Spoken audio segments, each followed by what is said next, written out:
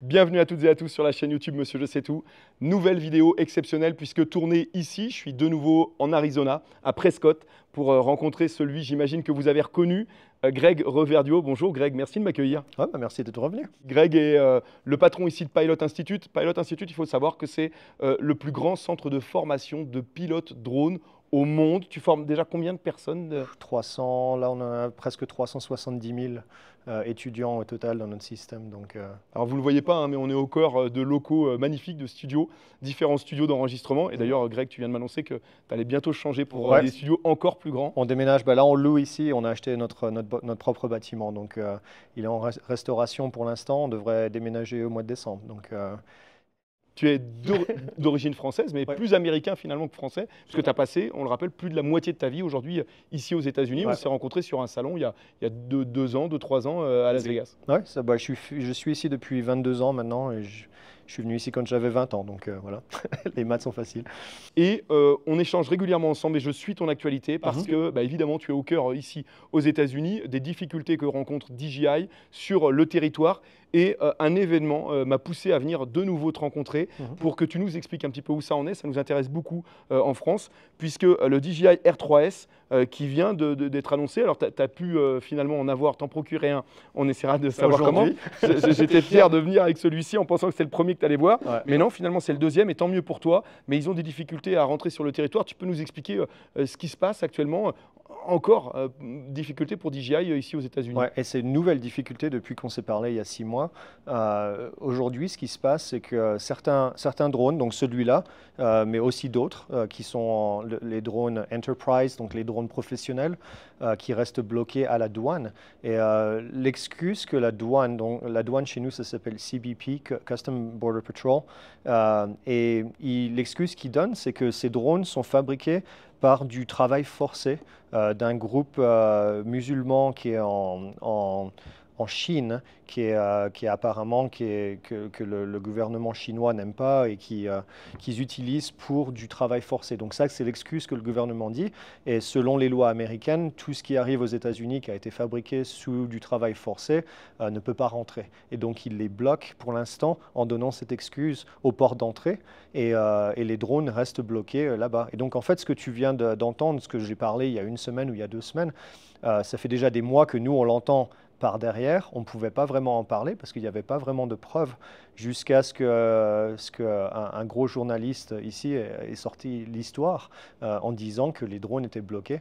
On a beaucoup d'amis dans l'industrie qui vendent des drones en grosse quantité, qui ont des drones qui ont été bloqués depuis 2 mois, depuis 3 mois, qui sont restés là-bas. Et en fait, pendant que les drones sont bloqués à la douane, il faut qu'eux, ils payent une taxe parce qu'ils restent bloqués là-bas. Et donc, ils accumulent les dettes en fait en ayant ces drones qui ne peuvent pas vendre à personne et qui ne peuvent même pas rentrer dans le territoire. Et comment c'est sous investigation? Combien de temps ça va durer? On en sait plus? On n'en sait pas vraiment beaucoup plus pour l'instant parce qu'en fait, faut que DJI peuvent prouver que ces drones ne sont pas fabriqués sous de l'esclavage. En fait, c'est quasiment de l'esclavage, en fait, ce qu'ils leur disent. Et comment est-ce que tu prouves que quelque chose que tu n'as pas fait, ce qui est très difficile pour DJI. Ce que DJI, leur défense, c'est que l'esclavage apparemment est fait une certaine région de la Chine où DJI n'a pas de centre d'assemblage. Tout leur assemblage est fait à Shenzhen. Là, cette région, je ne sais plus le nom exact de la région, mais c'est une région qui est complètement différente. Et en fait, DJI dit, c'est des conneries parce que bon, on les fabrique même pas dans cette région. DJI semble vouloir contre-attaquer, puisque Ouais. alors que jusque-là c'était surtout du lobby, c'est-à-dire qu'ils demandaient aux pilotes de drones de témoigner, on va dire, en leur faveur, Ouais. de faire pression. Là, cette fois-ci, ils ont décidé d'attaquer. Ouais. Donc, ils ont attaqué le département DoD, Department of Defense. C'est le département de la défense qui est tout ce qui est militaire, justement, aux États-Unis. Donc, ça, c'est un autre problème que DJI a eu il y a à peu près un an. Ils ont été ajoutés à une liste. Et la liste, ça s'appelle Chinese Military Company, CMC. Et cette liste, c'est une liste qui dit que DJI est une compagnie militaire chinoise. C'est pas un drone militaire. Il fabrique DJI rien. a toujours revendiqué ne jamais faire de drones militaires. Alors, That's right. drones Exactement. qui finissent finalement parfois par un usage militaire, En Ukraine, mais oui. voilà, Ouais. comme tant d'autres, difficiles. Ils sont attaqués finalement Ouais. sur tous les fronts. Ouais, donc en fait, ce qu'ils ont fait, c'est qu'ils maintenant ils attaquent en justice le département de la Défense pour dire qu'ils ont été ajoutés sur cette liste, euh, pas par erreur, au contraire, justement, exprès pour qu'ils ne puissent plus vendre de drones aux États-Unis. Et en fait, dans leur application, on a le papier, il fait à peu près une vingtaine de pages, où ils expliquent justement leur cas, ce qui s'est passé, en disant que le département de la Défense n'a aucune preuve de ce qu'ils avancent pour dire que c'est une compagnie militaire chinoise. Donc on ne sait pas combien de temps ça va prendre non plus pour changer ça, mais DJI demande de pouvoir être enlevé de la liste pour qu'ils puissent continuer à vendre des trucs, des drones un peu à tout le monde, quoi. Ouais, et là aussi, ça va prendre du temps. Ouais. Il y avait un subterfuge qui avait été trouvé par DJI, même si je sais que c'est pas très bien de dire ça, mais on l'avait tous plus ou moins reconnu. C'était la couleur verte des drones, Ouais. la vente de licence. On avait vu que c'était tout ce qu'il y avait de plus officiel finalement. C'était Enzo. l'achat de la licence pour Enzo pour pouvoir ensuite fabriquer ses propres drones. Ouais. Quelqu'un là aussi que tu connais très bien, qui est un acteur majeur, Ouais. que j'avais moi aussi rencontré, le patron d'Enzo. Et Ouais. toi, tu en sais peut-être plus aujourd'hui sur sa situation, qui lui aussi finalement est attaqué à son tour. Exactement. Donc le Congrès aux États-Unis on fait un groupe et ce groupe est chargé de demander à Enzo d'où viennent les plans, quel est le contrat entre eux et DJI et s'il y a toujours une relation entre DJI et Enzo. Quelque chose que Randall Warner, c'est le patron de cette compagnie, a dit il n'y a plus de lien entre les deux. Ils nous ont vendu les plans pour qu'on puisse le fabriquer. On les fabrique en Malaisie. On a notre logiciel à nous-mêmes à l'intérieur du contrôleur. On est complètement différent de DJI. Ouais, ça avait été anticipé. Ouais, mais en fait, donc, c'est ça, il y a 3 ou 4 hommes politiciens et femmes politiciennes d'ailleurs aux États-Unis qui sont vraiment contre DJI et qui essayent de trouver tout ce qu'ils peuvent pour pouvoir les attaquer, inclus Enzo dans la liste, quoi. Dans le cas où ça ne fonctionnerait pas, dans le cas où ça irait au bout, même si on va en parler après sur le passage des lois, c'est encore pas fait, mais tu as récemment comparé aussi avec une liste que tu m'as montrée, on vient d'échanger avant sur le sujet, les différentes possibilités de remplacement, puisque aujourd'hui, très clairement, il faut que ici, les Américains se préparent à ce que peut-être qu'un jour, ils ne puissent plus utiliser les produits DJI. Donc, c'était une histoire financière. Moi, ça me fait halluciner. C'est-à-dire qu'aujourd'hui, combien tu payes ici un R3S 1200 $1,200. Ouais. Ouais, donc quasiment pareil, on va dire que nous en Europe, en euros. Donc ça veut dire que aujourd'hui, pour le remplacer sur un produit similaire, qu'en est-il ici aux États-Unis? Donc il y a plusieurs problèmes. C'est que, il n'y a pas de remplacement pour un Air, un Mini de DJI. Un remplacement pour le Mavic, peut-être. Non, pas vraiment. Après, les seuls remplacements qu'on a, c'est pour un Matrice 30 ou un Matrice 300. Les Vomax 300 chez Hotel Robotics. Ouais. Voilà, ou Skydio qui a le X10, X10. Alors que Skydio arrêtait finalement la Skydio partie ne fait plus consumer pour faire Exactement. du militaire. Exactement. Donc en fait, on n'a pas de remplacement américain pour l'instant qui fabrique ça.